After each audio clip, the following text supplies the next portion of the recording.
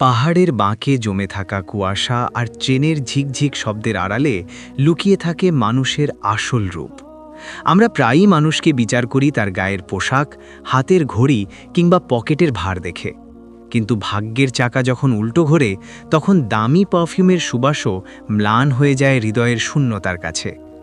এটি কেবল একটি সাধারণ যাত্রা নয়, বরং অহংকার চূর্ণ হওয়ার এবং এক টুকরো সাধারণ কাপড়ের আড়ালে লুকিয়ে থাকা এক অসাধারণ ব্যক্তিত্বের মুখোমুখি হওয়ার গল্প, যেখানে দম্ভের পাহাড় ধসে পড়ে মানবিকতার পাদদেশে, আর শুরু হয় এক নতুন মানুষ হওয়ার কঠিন অথচ সুন্দর এক লড়াই। শহরের সবচেয়ে উঁচু ইমারতগুলোর মাঝে দাঁড়িয়ে থাকা এক চমৎকার পেন্টহাউস, যেখান থেকে পুরো শহরটা ছোট দেখাতো। এই পেন্টহাউসেই থাকত আরিয়ান চৌধুরী, এমন এক নাম যা ব্যবসার জগতে শুধু শোনা যেত না, বরং মানা হতো।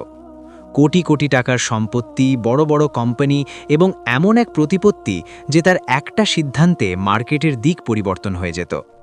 কিন্তু সেই সকালে যখন সে তার ব্যালকনিতে দাঁড়িয়ে নিচে রাস্তায় ছুটন্ত জীবন দেখছিল, তার মুখে সন্তোষ ছিল না, বরং ছিল এক অদ্ভুত শূন্যতা। নিচে মানুষ দৌড়াচ্ছিল, কেউ বাস ধরার জন্য, কেউ চাকরির জন্য, কেউ নিজের পরিবারের জন্য। তাদের কাছে হয়তো টাকা কম ছিল, কিন্তু তাদের কাছে বাঁচার উদ্দেশ্য ছিল। আরিয়ানের কাছে সব কিছু ছিল, শুধু সেই উদ্দেশ্যটাই ছিল না। পিছন থেকে ম্যানেজারের আওয়াজ এলো, স্যার আপনার 10টার মিটিং। আরিয়ান না ঘুরেই বলল, আজকের সব মিটিং ক্যান্সেল করে দাও। ম্যানেজার কিছু বলতে চেয়েছিল, কিন্তু আরিয়ানের গলায় এমন এক স্থিরতা ছিল যে সে চুপ হয়ে গেল। আরিয়ান ধীরে ধীরে নিজের ঘরে গেল, আলমারি খুলল এবং কিছু সময় পর্যন্ত দামি স্যুট আর ব্র্যান্ডেড পোশাকগুলোর দিকে তাকিয়ে থাকল।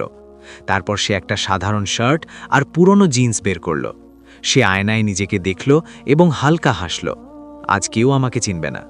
সে তার দামি ঘড়িটাও খুলে রাখল, ফোন সাইলেন্টে দিল এবং একটা ছোট ব্যাগ নিয়ে ঘর থেকে বেরিয়ে গেল।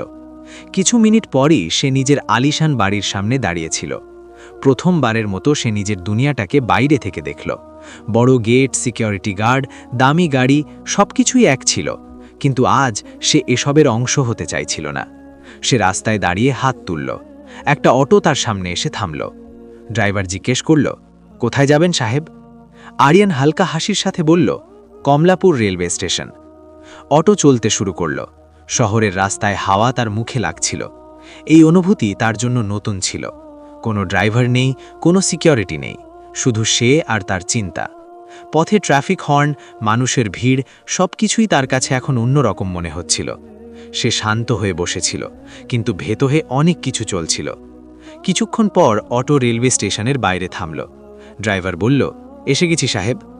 আরিয়ান টাকা দিল এবং কোনো পরিচয় ছাড়াই সেই ভিড়ের মধ্যে পা রাখল। কমলাপুর রেলওয়ে স্টেশন সব সময়ের মতো শোরগোলে ভরা ছিল। চাওয়ালাদের হাঁকডাক, কুলি মজুরদের চিৎকার, যাত্রীদের ভিড়, সব দিকেই শুধু ব্যস্ততা।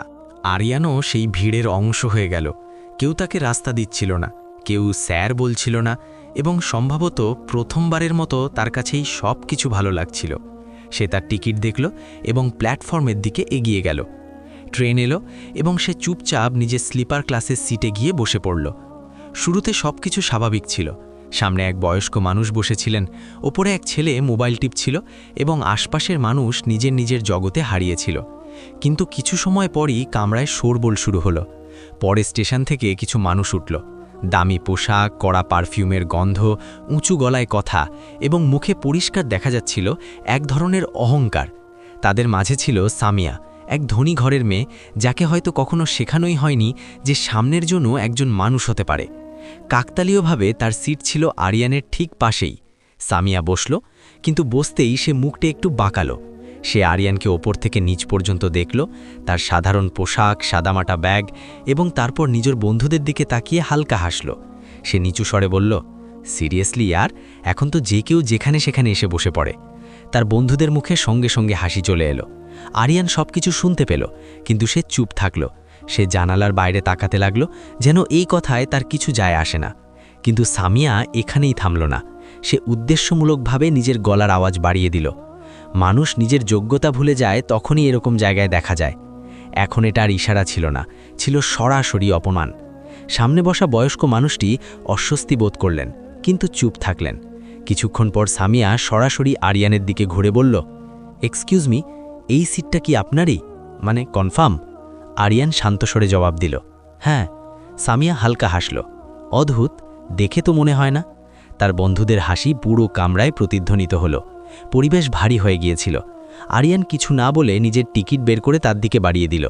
সামিয়া টিকিটটা ঠিক করে দেখলেও না এবং হাসি মুখে বলল, রাখুন, এতটাও সন্দেহ নেই। আজকাল মানুষ জোগাড় যন্ত্র করেই ফেলে। তার কথাগুলো সরাসরি বুকে গিয়ে বিঁধল, কিন্তু আরিয়ান তবুও শান্ত থাকল।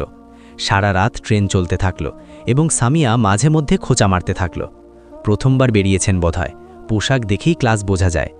প্রতিটি কথা অপমানে ভরা ছিল, কিন্তু আরিয়ানের নীরবতা ভাঙল না। সকালে ট্রেন সিলেট পৌঁছল। মানুষ নামতে শুরু করল। সামিয়া আর তার বন্ধুরা সামনে এগিয়ে গেল, কিন্তু যাওয়ার সময় সে আরও একবার ঘুরে তাকালো এবং হাসতে হাসতে বলল, চলো দেখি, এখন এই মানুষগুলোকে বাইরে অটো খুঁজতে দেখা যাবে। তার বন্ধুরা হাসতে হাসতে তাকে সমর্থন করল। আরিয়ানও চুপচাপ প্ল্যাটফর্ম থেকে বাইরে বের হলো। এখন পরবর্তী সফর ছিল সিলেট থেকে জাফলং। বাস স্ট্যান্ডে ভিড় ছিল। মানুষ টিকিটের জন্য লাইনে দাঁড়িয়েছিল, কেউ সিটের জন্য তর্ক করছিল, কেউ চা খাচ্ছিল। আরিয়ানও লাইনে দাঁড়িয়ে গেল। তখনই পেছন থেকে সেই একই আওয়াজ আবার এলো, ও গড, এখানেও! সে ঘুরে দেখল সামিয়া আবার সামনে দাঁড়িয়ে। এবার তার মুখে আরও বেশি ঘৃণা ছিল। সে টিপ্পনি কেটে বলল, তোমরা তো সব জায়গায় পৌঁছে যাও, পিছু করছো নাকি? আরিয়ান শান্তস্বরে বলল, সফর সবার নিজের হয়। সামিয়া হাসল, হ্যাঁ, পার্থক্য শুধু এটাই যে কিছু লোক বাসে যায় আর কিছু নিজের গাড়িতে। তার বন্ধুরা জোরে হো হো করে হাসল। তারপর সে বাসের দিকে ইশারা করে বলল, যাও জলদি উঠে পড়ো, না হলে সিটও পাবে না। এবার আরিয়ান তার চোখের দিকে তাকালো, কিন্তু কিছু বলল না, শুধু হালকা একটু হাসল এবং টিকিট নিয়ে বাসের দিকে এগিয়ে গেল। সে জানত না যে এটাই সেই সফর যেখানে মানুষ তাকে তার যোগ্যতা বোঝাচ্ছিল, কিন্তু খুব শীঘ্রই এই সফরই অন্য কাউকে তার আসল যোগ্যতা দেখাতে চলেছিল। সিলেট থেকে জাফলং যাওয়ার বাসটি ধীরে ধীরে ভরছিল। পাহাড়ের দিকে যাওয়া সেই বাসে অন্য রকম এক ব্যস্ততা ছিল। কেউ জানালার সিটের জন্য লড়ছিল, কেউ ব্যাগ ওপরে রাখছিল, কেউ ফোনে কাউকে নিজের লোকেশন জানাচ্ছিল। সেই ভিড়ের মাঝে আরিয়ান চুপচাপ নিজের সিটে গিয়ে বসে পড়ল। সে ব্যাগটি নিজের কাছে রাখল এবং জানালার বাইরে তাকাতে লাগল। পাহাড়ের ঠান্ডা হাওয়া ধীরে ধীরে বাসের ভেতরে আসতে শুরু করেছিল। কিছু মিনিট পরেই সামিয়া আর তার বন্ধুরা বাসে উঠল। যেমনই তার নজর আরিয়ানের ওপর পড়ল, তার মুখে আবার সেই ঘৃণা ভরা হাসি ফিরে এলো। সে তার বন্ধুদের সাথে সেই সিটের পাশেই এসে বসল যেখানে আরিয়ান ছিল, যেন ভাগ্য বারবার তাদের সামনাসামনি নিয়ে আসছিল। সামিয়া বসেই নিচু স্বরে বলল, সিরিয়াসলি, এই মানুষটা সব জায়গায় জুটে যায়। তার বন্ধুরা হাসতে হাসতে বলল, মনে হয় জাফলং পর্যন্ত পিছু করবে। এই কথাগুলো ধীর সারে বলা হয়েছিল, কিন্তু আরিয়ান তা স্পষ্ট শুনতে পাচ্ছিল। তবুও এইবারও সে চুপ থাকল। বাস চলতে শুরু করল। রাস্তা এখন আঁকাবাঁকা হয়ে গিয়েছিল। একদিকে পাহাড়, অন্যদিকে গভীর খাদ, কিন্তু বাসের ভেতরে পরিবেশ অন্যরকম ছিল। সামিয়া নিজের ব্যাগ থেকে জলের বোতল বের করল, এক চুমুক দিল এবং জানাশোনাভাবেই বলল, ইয়ার, ট্র্যাভেল করার সময়ও ক্লাস থাকা উচিত। কিছু লোক তো যে কোনো জায়গায় অ্যাডজাস্ট হয়ে যায়। তার বন্ধুরা আবার হেসে উঠল। আরিয়ান একবার তার দিকে তাকালো, তারপর নজর সরিয়ে নিল। তার মুখে তখনও সেই শান্তি ছিল, কিন্তু ভেতরে ভেতরে সে প্রতিটি শব্দ অনুভব করছিল। কিছুক্ষণ পর বাসটি এক মোড়ে ঝটকা খেয়ে থামল। সামিয়া কিছুটা ভারসাম্য হারিয়ে ফেলল এবং তার ব্যাগটির নিচে পড়ে গেল। ব্যাগ থেকে কিছু জিনিস বাইরে বেরিয়ে এলো, ফোন, সানগ্লাস এবং কিছু দরকারি কাগজ। সেই সময় সামিয়া কিছু মুহূর্তের জন্য তার দিকে তাকালো, যেন সে আশা করেনি যে যাকে সে প্রতিনিয়ত অপমান করছিল সেই মানুষটি তাকে সাহায্য করবে। কিন্তু পরের মুহূর্তেই সে ধন্যবাদ না বলে জিনিসগুলো নিয়ে নিল এবং মুখ ফিরিয়ে নিল। থ্যাঙ্কস, সে নিচু স্বরে বলল, কিন্তু তাতে কৃতজ্ঞতার চেয়ে দম্ভ বেশি ছিল। আরিয়ান কিছু বলল না, বাস এগিয়ে যেতে থাকল। রাস্তা এখন আরও উঁচু এবং বিপজ্জনক হয়ে গিয়েছিল। হঠাৎ করে প্রবল বৃষ্টি শুরু হলো। পাহাড়ে আবহাওয়া মুহূর্তের মধ্যে বদলে যায়। বাসের জানালার কাছে বৃষ্টির জল দ্রুত আছড়ে পড়ছিল। ড্রাইভার স্পিড কমিয়ে দিল। হঠাৎ এক মোড়ে বাসটি জোরে কেঁপে উঠল এবং কয়েক সেকেন্ডের জন্য সবার নিঃশ্বাস বন্ধ হয়ে গেল। সামিয়া ভয় পেয়ে গেল। সে সাথে সাথে সিটটা শক্ত করে ধরল। ও গড!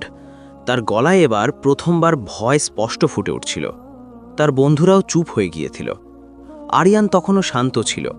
সে জানালার বাইরে তাকিয়ে ধীরে ধীরে বলল, ভয় পাবেন না, ড্রাইভার সামলে নেবে। তার গলায় এক অদ্ভুত ভরসা ছিল। সামিয়া তার দিকে তাকালো, এবার প্রথমবার ঘৃণা ছাড়া। কিছু মিনিট পর বাস আবার স্বাভাবিক হয়ে গেল। সবাই স্বস্তির নিঃশ্বাস ফেলল। কিন্তু পরিবেশ বদলে গিয়েছিল। এখন হাসি কম ছিল আর নীরবতা বেশি। প্রায় 2 ঘন্টা পর বাস গন্তব্যে পৌঁছালো। ঠান্ডা হাওয়া, পাহাড়ের দৃশ্য আর হালকা কুয়াশা, সবকিছু যেন কোনো সিনেমার মতো লাগছিল। মানুষ বাস থেকে নামতে লাগলো। সামিয়া আর তার বন্ধুরা নিচে নামল। সে নিজের ফোনে কথা বলতে বলতে সামনে এগিয়ে যাচ্ছিল। হ্যাঁ, আমরা পৌঁছে গেছি, গাড়ি পাঠিয়ে দিও। তার বন্ধুরা এদিক ওদিক তাকাচ্ছিল, যেন কোনো লাক্সারি গাড়ির অপেক্ষা করছে। অন্যদিকে আরিয়ানও বাস থেকে নামল। সে চারপাশ দেখল, পাহাড়, ঠান্ডা হাওয়া আর এক অদ্ভুত শান্তি। সে ধীরে ধীরে এগিয়ে গেল। তখনই সামিয়া তাকে আবার দেখল এবং এইবারও সুযোগ ছাড়ল না। তো এখানেও বাসেই এলে? সে টিপ্পনি কেটে বলল। এখন হোটেলও কোনো সস্তায় খুঁজে নিও, কারণ এই জায়গাটা তোমার বাজেটের থেকে একটু উপরে। তার বন্ধুরা আবার হাসতে হাসতে তাকে সমর্থন করল। আরিয়ান এবার থামল। সে তার দিকে তাকালো কয়েক সেকেন্ড এবং তারপর খুব শান্ত স্বরে বলল, জায়গার দাম হয় না, নজরের হয়।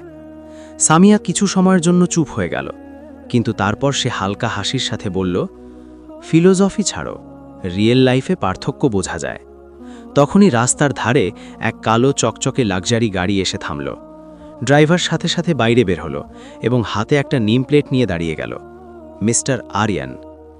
সামিয়ার নজর সেই নেম প্লেটের ওপর পড়ল এবং তারপর ধীরে ধীরে তার নজর আরিয়ানের দিকে গেল। আরিয়ান কিছু না বলে সেই গাড়ির দিকে এগিয়ে গেল। ড্রাইভার সম্মান ভরে তার ব্যাগ নিল এবং দরজা খুলে দিল। আরিয়ান বসার আগে এক মুহূর্তের জন্য থামল এবং সামিয়ার দিকে তাকালো। তার চোখে না ছিল অহংকার, না রাগ, শুধু একটা সত্য ছিল। এবং তারপর সে গাড়িতে বসে পড়ল।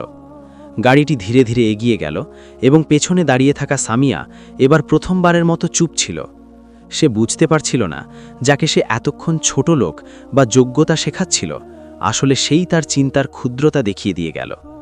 পাহাড়ের ঠান্ডা হাওয়া, নীরবতা আর মেঘে ঢাকা আকাশ, সবকিছু বাইরে থেকে অত্যন্ত সুন্দর ছিল, কিন্তু সামিয়ার ভেতরে কিছু একটা ভেঙে চুরমার হয়ে গিয়েছিল। হোটেলের বাইরে দাঁড়িয়ে সে বারবার সেই মুহূর্তটি মনে করছিল, যখন সেই লাক্সারি গাড়ির সামনে মিস্টার আরিয়ান লেখা ছিল এবং সেই সাধারণ পোশাক পরা ছেলেটি একই আভিজাত্যে তাতে বসে চলে গেল। সেই রাতে সামিয়া ঘুমাতে পারল না। প্রথমবারের মতো তার নিজের কথাগুলো মনে পড়ছিল, প্রতিটি টিপ্পনি, প্রতিটি হাসি, প্রতিটি সেই মুহূর্ত যখন সে না জেনে কাউকে ছোট মনে করেছিল। অন্যদিকে আরিয়ান তার হোটেলের ঘরের জানালার পাশে দাঁড়িয়েছিল। সামনে মেঘ পাহাড়ের সাথে ধাক্কা খাচ্ছিল। তার মুখে শান্তি ছিল, কিন্তু চোখে ছিল এক গভীর চিন্তা। সে ধীরে ধীরে নিজেকে বলল, টাকা মানুষকে বড় বানায় না, শুধু তাকে দেখায় যে সে ভেতর থেকে কতটা ছোট বা বড়। পরের দুদিন আরিয়ান জাফলংকে এমনভাবে উপভোগ করল যা সে আগে কখনো করেনি। সে ছোট ছোট ধাবায় বসে চা খেল, স্থানীয় মানুষের সাথে কথা বলল, বাচ্চাদের সাথে হাসল। প্রথমবারের মতো তার মনে হলো যে সে সত্যি সত্যি বেঁচে আছে। ওদিকে সামিয়াও সেই একই জায়গায় ছিল, কিন্তু এখন তার দৃষ্টিভঙ্গি বদলাতে শুরু করেছিল। সে মানুষদের মন দিয়ে দেখতে শুরু করেছিল, তাদের পোশাক নয়, তাদের মুখ পড়তে শিখছিল। কিন্তু যে ভুল সে করে ফেলেছিল তার বোঝা তার সাথেই ছিল। তৃতীয় দিন দুজনেই আবার শহরে ফিরে এলো। শহর সেই একই ভিড়, একই দৌড়ঝাঁপ, কিন্তু আরিয়ান এখন আগের মতো ছিল না। তার ভেতরে কিছু একটা বদলে গিয়েছিল। এখন সে শুধু বিজনেস দেখত না, মানুষদেরও বুঝত। দুদিন পর আরিয়ান নিজের অফিসের বড় কেবিনে বসেছিল। কাচের দেয়াল দিয়ে পুরো শহর দেখা যাচ্ছিল। তখনই তার সেক্রেটারি ভেতরে এলো। স্যার, একটি কোম্পানি আপনার সাথে আর্জেন্ট মিটিং রিকোয়েস্ট করেছে। তারা বলেছে যে এটি তাদের জন্য খুব জরুরি। আরিয়ান ফাইল তুলল, নাম পড়ল এবং কিছু সেকেন্ডের জন্য তার নজর সেখানেই স্থির হয়ে গেল, চৌধুরী গ্রুপ। সে নিচু স্বরে বলল, মিটিং ফিক্স করো। পরের দিন অফিসের লবিতে একটি মেয়ে বসেছিল, মাথা নিচু, মুখে ভয় আর চোখে আতঙ্ক। সে ছিল সামিয়া, কিন্তু এখন সে সেই সামিয়া ছিল না যে ট্রেনে হাসছিল। আজ তার জায়গায় এক ভেঙে পড়া মানুষ বসেছিল। রিসেপশন থেকে অনুমতি পাওয়ার পর সে ধীরে ধীরে কেবিনের দিকে এগিয়ে গেল। দরজা খুলল এবং সামনে সেই একই মুখ ছিল, আরিয়ান। সামিয়ার পা সেখানেই থেমে গেল। তার চোখ বড় হয়ে গেল, যেন সময় হঠাৎ করে থমকে গেছে। আরিয়ান নিজের চেয়ারে বসেছিল, শান্ত, স্থির, কিন্তু তার নজর ছিল সরাসরি সামিয়ার ওপর। আসুন মিস সামিয়া, সে ধীর কিন্তু গম্ভীর স্বরে বলল। সামিয়া ভেতরে এলো এবং ধীরে ধীরে বসে পড়ল। ঘরে কয়েক সেকেন্ড পর্যন্ত গভীর নীরবতা ছিল। তারপর আরিয়ান ফাইল তুলল। তো এটি আপনার প্রপোজাল? সামিয়ার গলা কাঁপছিল। জি। আরিয়ান ফাইল খুলল, মন দিয়ে পড়ল, প্রতিটি পাতা উল্টালো। কয়েক মিনিট পর সে ফাইল বন্ধ করল এবং তার দিকে তাকালো। এত শোরগোল আর ভেতরে কিছুই নেই। সে শান্ত কিন্তু তীক্ষ্ণ স্বরে বলল, এটি প্রপোজাল নয়, শুধু আশার একটি খড়কুটো। সামিয়ার চোখে জল এসে গেল। Sir please. তার গলা ভেঙে এলো। আমার কোম্পানি শেষ হয়ে যাবে, আমি বরবাদ হয়ে যাব, আপনিই শেষ ভরসা। আরিয়ান ধীরে ধীরে নিজের চেয়ার থেকে উঠল এবং তার সামনে এসে দাঁড়ালো। তার গলা এখন আগের চেয়ে বেশি কঠোর। আচ্ছা, যখন তুমি ট্রেনে আমার যোগ্যতা বিচার করছিলে, তখনই কি আমি কারো শেষ ভরসা হতে পারতাম? সামিয়া চুপ থাকল। তার নজর মাটির দিকে নিবদ্ধ হলো। যখন তুমি হাসছিলে, যখন তুমি আমাকে ছোট মনে করছিলে, তখন কি তোমার মনে পড়েনি যে সামনের জন্য একজন মানুষ? এখন চোখের জল তার গাল বেয়ে পড়ছিল। আমি ভুল ছিলাম, সে ধীরে ধীরে বলল। আরিয়ান কিছু সেকেন্ড তার দিকে তাকিয়ে থাকল, তারপর বলল, ভুল সব মানুষই করে, কিন্তু কিছু ভুল মানুষের চিন্তা বুঝিয়ে দেয়। ঘরে আবার নীরবতা নেমে এলো। তুমি চাও আমি তোমাকে সাহায্য করি? আরিয়ান বলল। কেন? যাতে কাল তুমি আবার অন্য কাউকে তার যোগ্যতা বোঝাতে পারো? না, আমি বদলে যাব, সামিয়া কাঁদতে কাঁদতে বলল। আরিয়ান হালকা একটু হাসল, কিন্তু সেই হাসি ছিল সত্যতায় ভরা। মানুষ পরিস্থিতি দিয়ে বদলায় না, নিজের চিন্তা দিয়ে বদলায়, সে বলল। তারপর সে ধীরে ধীরে ফাইল বন্ধ করল এবং টেবিলের ওপর রেখে দিল। বিজনেস কোনো দয়া নয়, তার গলা এখন একদম পরিষ্কার ছিল। এবং আমি আমার কোম্পানিকে এমন কোনো মানুষের সাথে জুড়তে পারি না যে মানুষের দাম পোশাক দিয়ে ঠিক করে। সামিয়া পুরোপুরি ভেঙে পড়েছিল। তার কাছে এখন কোনো শব্দ ছিল না। আরিয়ান শেষবারের মতো বলল, দরজা ওই দিকেই। সামিয়া ধীরে ধীরে উঠল, তার পা ভারী হয়ে গিয়েছিল এবং সে পেছনে না তাকিয়েই বাইরে চলে গেল। দরজা বন্ধ হল। ঘরে নিস্তব্ধতা নেমে এলো। আরিয়ান জানালার পাশে গিয়ে দাঁড়াল। নিচে সেই শহরটিই ছিল, কিন্তু এখন সে তাকে অন্য নজরে দেখছিল। সে ধীরে ধীরে বলল, আসল যোগ্যতা টাকা দিয়ে নয়, মনুষ্যত্ব দিয়ে ঠিক হয়। অফিসের সেই কেবিনের দরজা বন্ধ হয়ে গিয়েছিল, কিন্তু সামিয়ার পা এখনও কাঁপছিল। সে ধীরে ধীরে করিডর দিয়ে বাইরে বেরিয়ে আসছিল। প্রতিটি পদক্ষেপ তার বুকে ভারী হয়ে লাগছিল। চোখের জল কিছুতেই থামছিল না। কিছুক্ষণ আগে পর্যন্ত যে মেয়েটি সবাইকে তার যোগ্যতা বোঝাচ্ছিল, আজ সে নিজের নজর তোলার মতো অবস্থায় ছিল না। তার কানে বারবার আরিয়ানের কথাগুলো বাজছিল। মানুষের দাম পোশাক দিয়ে হয় না, এবং প্রতিবার এই কথাগুলো তাকে ভেতর থেকে ভেঙে দিচ্ছিল। সে অফিস থেকে বাইরে বেরোল, রাস্তায় এসে দাঁড়াল এবং প্রথমবারের মতো নিজেকে প্রশ্ন করল, আমি আসলে করেছি কি? অন্যদিকে আরিয়ান এখনও তার কেবিনে জানালার পাশে দাঁড়িয়েছিল। নিচে সেই একই ভিড় ছিল, ছুটন্ত, সংগ্রামরত। কিন্তু এখন সে প্রতিটি মুখে একটি গল্প দেখতে পাচ্ছিল। সে দীর্ঘশ্বাস ফেলল, কিন্তু তার মনেও এক অস্থিরতা ছিল। সে জানত যে সে যা বলেছে তা ভুল নয়, কিন্তু তা কি পুরোপুরি সঠিক ছিল? সে নিজেকে প্রশ্ন করল, কাউকে তার ভুলের অনুভূতি দেওয়াই কি যথেষ্ট, নাকি তাকে বদলানোর সুযোগ দেওয়াও জরুরি? কিছুক্ষণ সে চুপচাপ দাঁড়িয়ে থাকল। তারপর হঠাৎ সে ইন্টারকম তুলল। রিসেপশনে যে মেয়েটি এখন গেল, তাকে ফেরত পাঠাও। রিসেপশনিস্ট অবাক হয়ে বলল, স্যার, উনি তো বাইরে চলে গেছেন। আরিয়ান শান্ত স্বরে বলল, কল করে ডাকো। যদি সে যেতে চায় তবে বাধ্যবাধকতা নেই, কিন্তু যদি থাকতে চায় তবে সুযোগ আছে। কয়েক মিনিট পর অফিসের দরজায় সেই সামিয়া আবার দাঁড়িয়েছিল। এবার তার মুখে অহংকার ছিল না, ছিল শুধু অনুশোচনা আর আশার এক ক্ষুদ্র টুকরো। সে ধীরে ধীরে দরজায় টোকা দিল। আসুন। ভেতর থেকে আরিয়ানের আওয়াজ এলো। সামিয়া ভেতরে এলো, কিন্তু এবার সে চেয়ারে বসল না, শুধু দাঁড়িয়ে থাকল। তার চোখ নিচের দিকে ছিল। আরিয়ান তাকে দেখল এবং শান্ত স্বরে বলল, বসুন। সামিয়া ধীরে ধীরে বসল। কয়েক সেকেন্ড পর্যন্ত দুজনের মাঝে নীরবতা থাকল। তারপর আরিয়ান বলল, আমি তোমার প্রপোজাল আবার দেখেছি। সামিয়া ধীরে ধীরে মাথা তুলল, তার চোখে হালকা আশা উঁকি দিল। আরিয়ান বলতে থাকল, ব্যবসার দিক থেকে এটি এখনও দুর্বল। এটি শুনতেই তার চোখ আবার নিচু হয়ে গেল, কিন্তু পরের মুহূর্তেই আরিয়ান বলল, কিন্তু মানুষের দিক থেকে হয়তো তুমি বদলাতে পারো। সামিয়ার নিঃশ্বাস থমকে গেল। সে নিচু স্বরে জিজ্ঞেস করল, মানে? আরিয়ান নিজের চেয়ার থেকে উঠল, তার সামনে এসে দাঁড়াল এবং বলল, মানে এই যে আমি তোমাকে ডিল দিচ্ছি না, কিন্তু একটা সুযোগ দিচ্ছি। সামিয়ার চোখে বিস্ময় ছিল। তোমার কোম্পানিকে আমি এখনই সাপোর্ট করব না, আরিয়ান পরিষ্কারভাবে বলল, কিন্তু তোমাকে একটা প্রজেক্ট দেওয়া হবে, ছোট হবে, কঠিন হবে এবং তাতে তোমাকে নিজেকে প্রমাণ করতে হবে, শুধু বিজনেসে নয়, নিজের ব্যবহারে বা আচরণেও। সামিয়ার চোখে আবার জল এলো, কিন্তু এবার ব্যথার নয়, স্বস্তির। আর যদি আমি ফেল করি? সে নিচু স্বরে জিজ্ঞেস করল।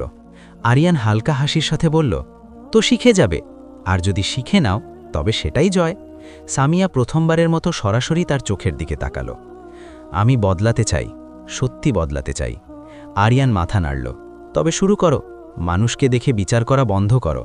সামিয়া ধীরে ধীরে বলল, থ্যাংক ইউ। এবার তার শব্দে অহংকার ছিল না, ছিল সত্যতা। কয়েক মাস পর সেই অফিসেই একটি মিটিং চলছিল। এবার টেবিলের ওপাশে বসেছিল সামিয়া, আত্মবিশ্বাসের সাথে, কিন্তু বিনম্রভাবে। সে তার প্রজেক্ট শেষ করেছিল সততা দিয়ে, পরিশ্রম দিয়ে, এবং সবচেয়ে বড় কথা, সে মানুষের সাথে তার ব্যবহার বদলে ফেলেছিল। মিটিং শেষ হবার পর আরিয়ান বলল, এখন তুমি তৈরি। সামিয়া হালকা হাসল, এখন বুঝতে পেরেছি আসল যোগ্যতা কি হয়। সেই দিনের পর না তো আরিয়ান আগের মতো থাকল, না সামিয়া। একজন পৃথিবীকে দেখতে শিখল, অন্যজন নিজেকে। শিক্ষা কি? মানুষের পরিচয় তার পোশাক দিয়ে নয়, তার ব্যবহার দিয়ে হয়। আর যে অন্যকে ছোট মনে করে, সে একদিন নিজে অবশ্যই ছোট অনুভব করে। কিন্তু যদি সঠিক সময় বুঝে আসা যায়, তবে প্রতিটি মানুষ দ্বিতীয় সুযোগ পেতে পারে।